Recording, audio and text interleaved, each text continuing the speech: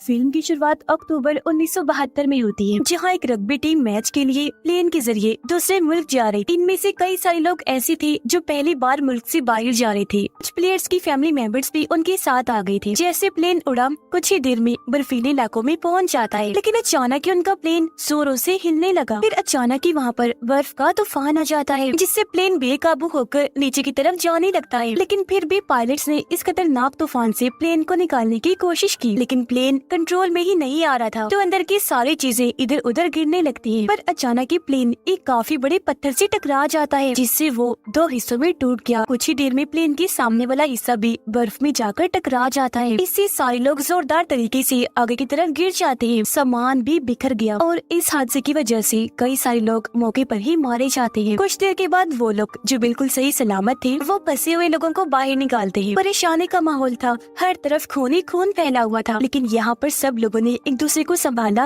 हिम्मत दी। अब दो लड़के कैबिन खोलकर पायलट के पास जाते हैं, जिसकी भी हालत बहुत खराब थी, और अगले ही पल वो भी दम तोड़ देता है। देखते ही देखते रात हो गई। टेम्परेचर भी तेजी से गिरने लगता है, क्योंकि ठंड से उनका बुरा हाल हो रहा था। इसलिए वो प्लेन के बड़े से छेद को सामान और लाशों से ढक देते हैं। सर्दी से बचने के लिए अंदर जाकर छुप गए। सभी लोग इस हादसे की वजह से काफी दुखी, गहरे सदमे में थे। कुछ तो डर की वजह से चिल्ला भी रहे थे। तब बाकियों ने जैसे तैसे उनको सहारा दिया। अगली सुबह जब ये उठी तो देखा कि 4-5 और लोग ठंड की वजह से मारे गए। अब तक तूफान भी थम चुका था, इसलिए वो लोग बाहर आ गए, लेकिन दूर दूर तक ने बर्फ के अलावा और कुछ दिखाई नहीं दे रहा था। साथ ही ये जगह काफी नीचे को भी थी, और वो नहीं जानती थी कि पता नहीं हम कब तक यहाँ फंसे रहे। तो जिंदा रहने के लिए वो इंतजाम करने लगे। उन्होंने सारे बैग्स और सामान को चेक किया, खाने पीने और जरूरत का सामान वहाँ से इकट्ठा कर लिया। अपना सारा काम खत्म करने के बाद वो एक जगह पर बैठ जाते हैं। उन्हें खाना दिया गया, जो वो खाते तो है, लेकिन साथ में ये सोचकर परेशान हो रही थी कि हमारे पास थोड़ा सा खाना है, जो न जाने हमें कब तक चलाना होगा। अब अचानक वहाँ से एक प्लेन गुजरने लगता है। इन लोगों में एक उम्मीद उठी, इसलिए वो जोर जोर से चिल्लाने लगते हैं ताकि प्लेन इनकी आवाज सुनकर रुक जाए। लेकिन इसका कोई फायदा नहीं हुआ, क्योंकि प्लेन काफी दूर था, तो वो ऐसे वहाँ से चला गया। अब तीसरे दिन एक लड़के नैंडो को होश आ गई। नैंडो की हालत बहुत खराब थी, चेहरा भी बिगड़ गया था, लेकिन फिर भी जैसी तैसी वो रेंगते हुए अपनी बहन के पास चला जाता है। बहन की हालत भी बेहद खराब थी। जब नैंडो उससे अपने मॉम डैड के बारे में पूछता है, तो उससे पता चला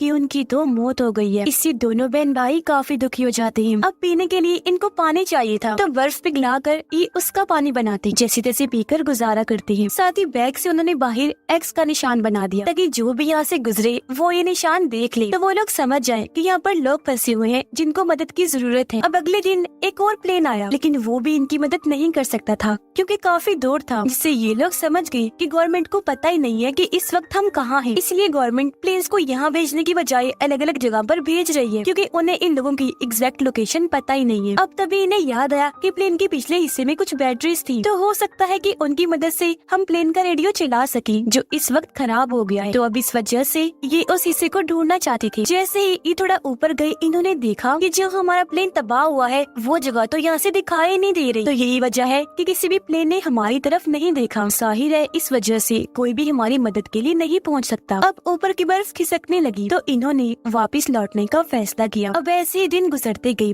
और एक हफ्ते के बाद इनका सारा खाना खत्म हो जाता है। अब इस इलाके में न तो जानवर थे और न ही कोई पेड़ पौधे जिनको खाकर वो गुजारा कर सकते, इसीलिए पत्थरों पर जमी हुई काई ही खाकर गुजारा करती है। लेकिन उसका जायका भी बहुत कड़वा था। भूख से तंग आकर नैंडो कहता है कि अगर मुझे लाशों का मांस भी खाना पड़ा तो मैं वो भी खा जाऊंगा। उसकी इस बात पर कुछ लोग राजी हो गए, जबकि कुछ लोगों की इस बात को लेकर आपस में बहस छिड़ गई। टाइम के साथ साथ उनकी भूख इतनी बढ़ गई कि वो अपने जूते, उसके लेसेस, यहाँ तक कि सिगरेट्स भी खाने लगती है। अब अगली सुबह जैसे हुई, नैंडो देखता है कि उसकी बहन ने भी दम तोड़ दिया। वो बहुत दुखी था कि मॉम डैड के बाद आज मेरी बहन भी चल बसी। ये देखकर एक लड़का काफी दुखी हो गया। वो अपने मॉम डैड के लिए खत लिखता है।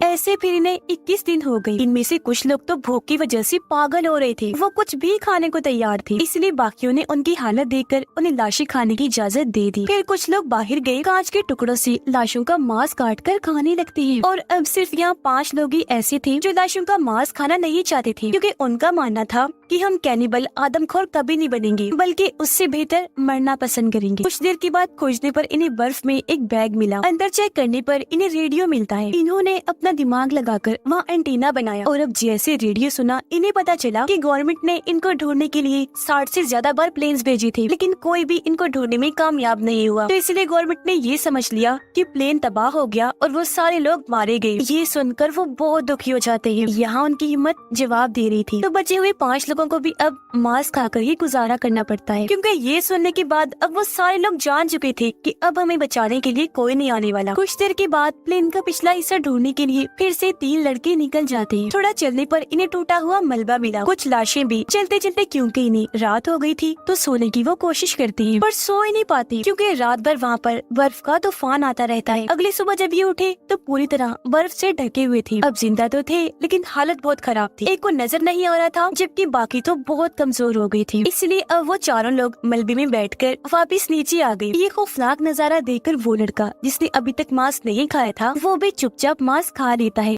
मुसलसल तूफान भी आ रही थी, लेकिन ये लोग प्लेन के अंदर बैठकर एक दूसरे से बातें करने लगते हैं ताकि अच्छा वक्त गुजार सके। लेकिन उनकी बातों के दौरान ही वहाँ बर्फ का जोरदार तूफान आ गया। बहुत सारी बर्फ इनके प्लेन के अंदर घुस गई। पूरा प्लेन ही बर्फ से ढक जाता है। अब बाहर वाले लोग बर्फ खोदकर अपने साथियों को नीचे से निकालने लगते हैं। कुछ ही देर में सारे लोग ऊपर आ गए, लेकिन एक औरत बेचारी जो काफी नीचे दबी हुई थी वो वहीं पर ही मारी जाती है। और अभी लोग खतरनाक आवाज सुनते हैं, समझ गए कि एक बार फिर बर्फ का जोरदार तूफान आने वाला है। और अब देखते ही देखते एक बार फिर भयंकर तूफान इन्हें अपनी लपेट में ले लेता है। इस बार भी कई सारे लोग बर्फ में दबकर मारे जाते हैं। एक लड़के जिसका नाम नूमा था उसे बहुत गुस्सा आने लगता है। कंट्रोल से बाहर होकर वो प्लेन की खिड़कियां तोड़ने लगता है, जिससे फायदा तो कुछ हासिल नहीं हुआ, लेकिन कांच का एक टुकड़ा उसके पैर में और टांग में घुस जाता है। लेकिन फिर भी वो रुका नहीं, उसने हिम्मत नहीं हारी, ऐसे बर्फ को तोड़ता रहा। फिर 20वें दिन उन्होंने वहाँ पर एक छेद बना लिया जिसके जरिए बचे हुए लोग बाहर आ जाते। बाहर आने के बाद वो एक दूसरे से मिले इस खुशी में कि चलो शुक्र है हम बच गए। नोमा देखता है कि मेरे पैर पर जहाँ कट लगा था वहाँ मुझे दर्द नहीं हो रही, क्योंकि सर्दी से उसका पैर पूरी तरह सुन्न हो गया था। धीरे धीरे मौसम बदला और ये लोग पूरे प्लेन पर से बर्फ हटाने में कामयाब रहे। अब एक बार फिर ये कुछ लोगों को मदद के लिए भेजने का फैसला करते हैं, लेकिन वो लोग जो पहले पहाड़ पर गए थे उनमें से कुछ लोगों की अभी भी बहुत हालत खराब थी। एक साथी के फेफड़ों में पानी भर गया, उसे सांस लेने में मसला हो रहा था, तो सबने मिलकर उसे CPR दिया, मतलब उसे सांस देने की कोशिश की, पर कोई फायदा नहीं होता, जिससे हुआ ये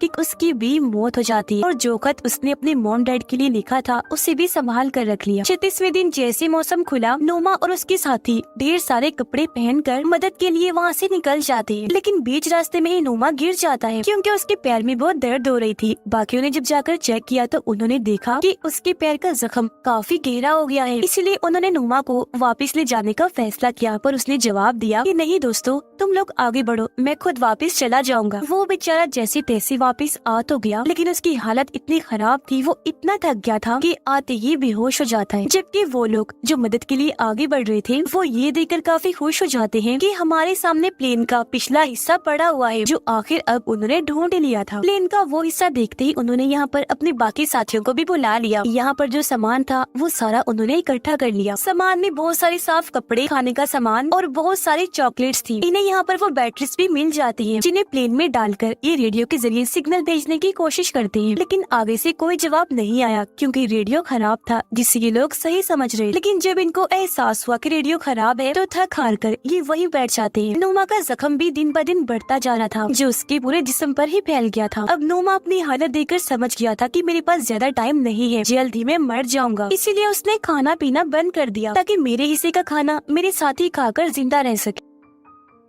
इस बार उन्हें प्लेन के पिछले वाले हिस्से से काफी बड़ा वाटरप्रूफ कपड़ा मिला जिसमें पानी नहीं जा सकता था, तो उसे जोड़कर सीकर किसी तरह उन्होंने काफी बड़ा स्लीपिंग बैग बनाया जिसके अंदर जाकर ये आसानी से सो सकते थे। फिर इन्होंने छोटे रेडियो में खबर सुनी कि हालांकि इन्हें यहाँ पर फंसे हुए 58 दिन हो गई है, लेकिन अब भी एयरफोर्स उन्हें ढूंढने के लिए एक आखिरी प्लेन भेज रही है, इस उम्मीद के साथ कि अगर ये लोग जिंदा हैं तो एयरफोर्स को मिल जाए। ये सुनकर कुछ लोगों ने कहा कि मदद के लिए हमें ऊपर जाना होगा। अब नोमा इनसे काफी दुख भरी आवाज में कहता है कि सुनो मेरी बात दोस्तों, अगर मैं मर जाऊं तो मुझे खा लेना, क्योंकि अगर तुम सब में से एक भी जिंदा बच गया ना तो मेरी और हमारे बाकी साथियों की मौत जाया नहीं जाए। इतना बोलते ही उसने दम तोड़ दिया। उसके हाथ में एक नोट था जिस पर लिखा हुआ था, दोस्तों तुम्हारे लिए मरकर मैं इमोर्टल बन गया हूँ, मतलब मर कर भी मैं जिंदा ही हूँ। उसके ये अल्फाज सुनकर सारे लोग काफी दुखी हो गए, मगर साथ साथ उनके अंदर हौसला भी पैदा हो गया था। इनके कुछ साथी फिर से मदद के लिए निकल जाते हैं और अब आखिर वो पहाड़ की चोटी पर पहुंच जाते हैं। पर वो ये देखकर काफी हैरान रह गए कि अभी तो और भी काफी लंबा सफर पड़ा हुआ है, इसलिए वो लोग यहाँ पर बैठकर सोचने लगते हैं। उन्हें ख्याल भी आया कि हम वापस चले जाते हैं, लेकिन क्योंकि वो अपनी हिम्मत टूटने देना नहीं चाहते थे तो कैसे भी करके आगे जाने का फैसला करते हैं। अब इनकी मेहनत रंग ले आई थी, क्योंकि कुछ दूर चलने पर इन्हें साफ पानी की नदी भी मिल जाती है, जिसमें से ये खूब पानी पीकर अपनी प्यास बुझाते। तभी अचानक कुछ दूर घोड़े पर सवार इन्हें एक आदमी नजर आया, जिसे देखकर ये खुशी से पागल हो जाते हैं। ये मदद के लिए चिल्ला रही थी, लेकिन आदमी उनकी बात को समझ नहीं पाता, इसीलिए वो एक कागज और पेन को इनकी तरफ फेंकता है। तब इन लोगों ने अपनी पूरी कहानी लेकर उससे मदद मांगी। वो आदमी कागज को लेकर फौरन भागा, शहर में आकर ऑफिसर्स को दे देता है। तब इस बारे में फौरन एयरफोर्स की रेस्क्यू टीम को बता दिया गया ताकि उनकी मदद को वो लोग जा सके। अब वो आदमी फिर से नैंडो और उसके दोस्त के पास आ जाता है, उन्हें अपने घर लेकर गया और ढेर सारा खाना खिलाता है। कुछ ही देर में ये पूरा इलाका रिपोर्टर से भर गया, जो उन दोनों से कई तरह के सवाल करते हैं। अब इनके वो साथी जो बर्फीले पहाड़ों में फंसे हुए थे, वो भी रेडियो के जरिए ये खबर सुन लेते हैं। जब उन्हें पता चला कि हमारी मदद के लिए यहाँ लोगों को भेजा जा रहा है, तो उन्होंने अपने हाथ मुंह धोए और सारा सामान पैक कर लिया ताकि यहाँ से निकल सके। और अब आखिरकार 71वें दिन हेलीकॉप्टर्स नैंडो और उसके दोस्त के जरिए यहाँ पर आ गए बचे हुए लोगों को बचाने के लिए। हेलीकॉप्टर्स को देखकर सारे लोग खुशी से झूम उठते हैं और इस तरह बचे हुए 16 लोगों को फौरन बचा लिया गया। फिर जल्दी उन्हें शहर लाया जाता है, जहाँ उनकी फैमिली वाले बेसब्री से उनका इंतजार कर रहे थे। अब वो सारे लोग एक दूसरे से मिलकर बहुत खुश हो जाते हैं, जिसके बाद उन्हें हॉस्पिटल ले जाया गया। यहाँ पर हजारों की तादाद में लोगों ने उनका हीरोज की तरह वेलकम किया, क्योंकि इन्होंने इतनी मुसीबत के वक्त भी हौसला नहीं हारा, तो अपनी बहादुरी की वजह से ये वहाँ से बच निकले। लेकिन इस रात ये लोग एक दूसरे से अलग नहीं सोए, सब इकट्ठे ही थे, क्योंकि उस हादसे का सदमा इनमें बहुत गहरा था, उससे बाहर निकल नहीं पा रही थी। और उन्हें इस बात की खुशी थी कि हमने थोड़ी बहुत कोशिश की और हम बचा लिए गए। वो डट के खड़े रहे कि जीना है तो जीना, जिस वजह से उनके सामने मुश्किल वक्त भी हार गया। जिसके साथ इस फिल्म की कहानी भी यहीं पर खत्म हो जाती है।